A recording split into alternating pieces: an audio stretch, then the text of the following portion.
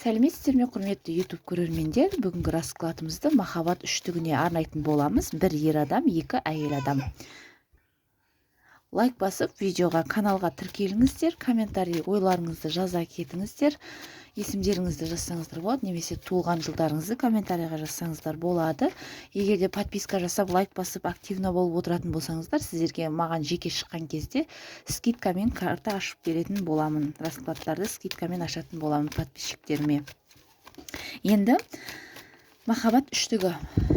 Өзіңізді ойлаңыз, ер адамды ойлаңыз, және оның тағы да бір әйел адамы немесе бір жүріп жүрген қызы бар екенін білетін болсаңыз, ойлаңыз. Яғни, бірінші, жігіт қандай адам? Жігіт қандай адам? Көрейік. Көбінесе бұл жерде жігіт өзін айналаға ашық көрсетпейді. Үнемі жұмыс басты, адамдармен қатты ашылып тіл табыса бермейді. Ішінде, яғни басқа нәрсе ойлап тұрады, сырты басқаша. Яғни бұл жерде бұл адам жаңағыдай жақсы қарым-қатынас жасайтын адам сияқты болып көрінгенмен, ішіндегі өзінің сыры бар. Қазір махаббат үштігіне байланысты бұл ер адамда бас қатырулар бар. Яғни бұл ер адам қазір нақты бір шешім қабылдап тұрған жоқ, сізді таңдаймын немесе басқа қызды таңдаймын деген сияқты нақты шешімі жоқ ер адам болып тұр. Яғни қазіргі сәтте үнсіздікте болуы мүмкін, жаңағыдай нақты біреуін таңдайын деп жатырған жоқ бұл жерде ер адам. Енді сіздің позицияңызды көрейік. Бірінші әйел адам. Бірінші әйел адам қазіргі сәтте қандай? Көрейік, бірінші әйел адамды көрейік. Бұл оның жаңағыдай некедегі әйел адамы болуы мүмкін. Бірінші қыз және екінші қыз деп тастайық. Сіздер қайсысы екенін? Бұл әйелі отбасылық адам деп көрсетіліп тұр. Яғни бұл жерде өзіңіз таңдайсыз. Мүмкін сіз отбасылы шығарсыз басқамен деген сияқты. Мүмкін сіз қазір өзіңіздің күйеуіңізді көріп отырған шығарсыз. Яғни бірінші, екінші характеристиканы тастаймын қазір өміріңізде не болатқан өзіңіз таңдайсыз.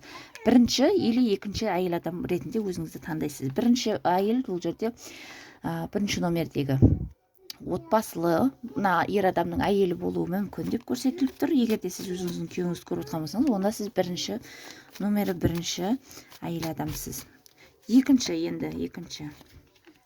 Екінші бұл жерде бәлкім любовница болуы мүмкін. Сіз бұл ер адамның әйелі бар екенін білуіңіз мүмкін. Яғни король куб болып түсіп тұр. Любовниктің рөлі бұл жерде махаббат. Көңіл, махаббат, эмоция бар мына жерде. Екінші әйел адамға деген. Ал бірінші әйел адамға деген бұл жерде отбасы, ұзақ уақыттан бері балалары бар болуы мүмкін деп көрсетіліп тұр. Енді тастап көріп алдық позицияны. Бірінші әйел адамға деген ойы. Яғни ер адамның бірінші әйел адамға деген ойы. Бұл жерде өзіңіз таңдайсыз, жаңа айтқанымдай. Бірінші әйел адамға деген ойы. Бұл әйел адамға байланысты қазір нақты шешім қабылдағысы келіп тұрған жоқ. Бұл әйелге байланысты бір нақты шешім, ажырасу немесе алдағы уақытта бірге өмір сүру деген нәрсені мүлде ойлап тұрған жоқ. Уақыт өте келе көрерміз деген ойда. Яғни бұл бірінші әйел адамды ойламауға тырысады деп көрсетіліп тұр. Ойламауға тырысады, жаңағыдай ситуацияны ер адам өзі қиындатып тұр бұл жерде. Бұл әйелге байланысты. Ойын көрейік, тағы да ойын.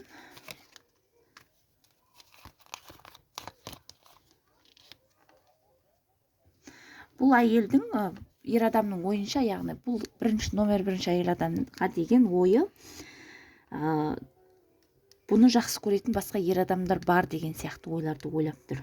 Немесе бұл екеуінің отбасылық өмірде қой, бірінші әйел адаммен араларына біреулердің түсуі, кедергілер жасау деген сияқты нәрселер бар деп көрсетіліп тұр. Яғни ер адам ойлап тұр, біздің қарым-қатынасымызға кедергі жасайтын адамдар бар. Бұны сіз деп тұрған жоқ, бұл жерде бір ер адам түсіп тұр. Бұл әйелдің інісі болуы мүмкін, ағасы болуы мүмкін, әкесі болуы да мүмкін. Бірақ жас ер адамды көрсетіп тұр бұл жерде. Яғни балаға байланысты болуы да мүмкін. Паж, яғни рыцарь бұл жерде баланы да көрсетуі мүмкін.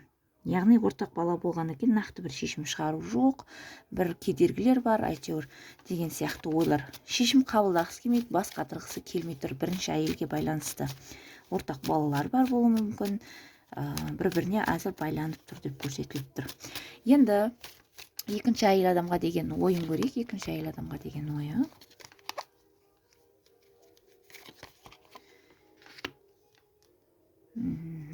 Екінші әйел адамға деген ойы бұл жерде яғни екінші әйел адамды бұл ер адам алдайды деп көрсетіп тұр. Яғни қулығы бар, алдауы бар, бәлкім жаңағыдай мына әйел адаммен ажырасамын, сені алам деген сияқты, болмаса бір яғни жалпы әркімде ситуация әртүрлі. Сенсіз өмір сүремаймын, күйем сүйем деген сияқты. Яғни бұл ер адам өзінің өтірік айтып тұрғанын мойындамайды. Өзін айтқаннан қайтпай тұр, сізге байланысты. Қарым-қатынасты бәлкім жалғастырамыз деген сөзді айтқан болуы мүмкін сізге. Бірақ ол жаңағыдай сол қарым-қатынасты жалғастырам деп айтқан сөзіне ісі сай болмауы мүмкін. Яғни үнсіздікке кетіп қалу, бір жөнді жауап бермеу, жөнді жаңағыдай кездесу ұйымдастырмау деген сияқты. Бірақ сізбен қарым-қатынасты жалғастыру керек деген сияқты, сондай өзінің айтқаннан қайтпайтын адам болып тұр бұл жерде. Сізді жібермей тұр, немесе сізге бір керемет қарым-қатынас жасамай тұр. Сізге деппін ғой, яғни екінші әйел адамға. Өздеріңізді таңдайсыздар. Сіздер бірінші әйелісіздер ме? Бірінші әйел адам некедегі немесе қарым-қатынастағы әйел адамсыздар ма?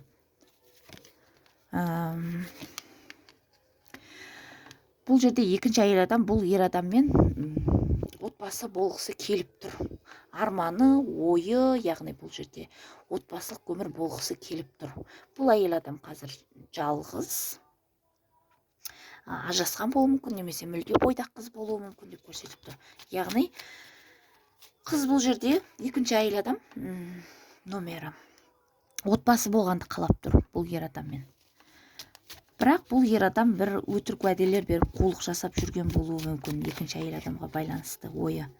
Яғни бұл жерде ер адам нақты шешім қабылдағысы жоқ. Бастапқы кезде ғана көрсетті. Яғни өзі нақты ішінен шешім қабылдағысы жоқ, бірақ жаңағыдай сөз, әңгіме деген сияқты нәрселерді айта береді деген сияқты. Сізді контрольде ұстағысы келеді, сізбен қарым-қатынас жасағысы келеді деп көрсетіліп тұр бұл жерде. Яғни екінші әйел адамға байланысты, сізге де бердім. Екінші әйел адамға байланысты, номер екінші. Бұл қарым-қатынасты қалап тұр. Бұл екінші әйел адамды ұнатып тұр. Біріншіге қарағанда шешім қабылдағым жоқ, жаңағыдай ой жоқ деген сияқты, нақтылық жоқ. Ал мұнда нақтылық жоқ, мұнда да қулығы бар екінші әйел адамға да. Бірақ бір ұнату сезімі, қызығушылығы, контрольде ұстағысы келуі көрсетіліп тұр. Мүмкін номер екінші әйел адам бұл ер адамға қазір шарт қойып жатқан болуы мүмкін. Тез таңдау жаса, мен немесе басқа әйел адам деген сияқты. Яғни нақтылық бермаған деген сияқты. Яғни үйлену болмаса да енді, бірақ номер екінші әйел адамның ойы бір ұзақ қарым-қатынас жасау, және де бір шарт емес ол үйлену. Бірақ бұл екінші әйел адам отбасы болып қаламыз деген сияқты ішінде кішкене де бір үміті бар. Бірақ отбасы болмайтынын білсе де, бірақ үміттенеді, армандайды. Енді армандауға жаңағыдай запрет жоқ деген сияқты да. Үміттенеді кішкене, бірақ үйленбейміз ғой дегенді біліп тұр бұл әйел.